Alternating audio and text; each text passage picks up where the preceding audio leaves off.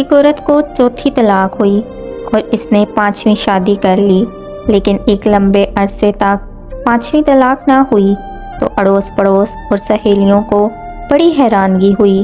انہوں نے وجہ جاننے کی کوشش میں خاتون سے سوال کیا، بہن کیا وجہ بنی کہ آپ کو 4 طلاقیں تو جلدی ہو گئیں، لیکن اب 5ویں بار آپ نے ایک لمبا عرصہ گزار لیا؟ کوئی طلاق نہیں، خاتون نے جواب دیا۔ پہلا شوہر ہر بات پر ٹوکتا تھا، میرا گزارا نہیں ہوا اور میں نے پہلی طلاق لے کر دوسری شادی کر لی۔ دوسرا شوہر ٹوکنے کے ساتھ ساتھ گالم گلوچ بھی کرتا تھا، میرا گزارا نہ ہوا تو میں نے دوسری طلاق لے لی۔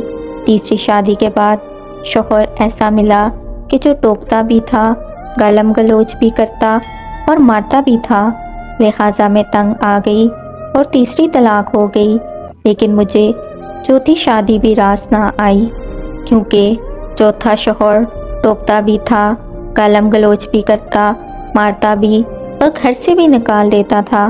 میں نے اس سے جان چھڑائی اور چوتھی طلاق لے لی، پھر گھر والوں نے میری 5ویں شادی کر دی۔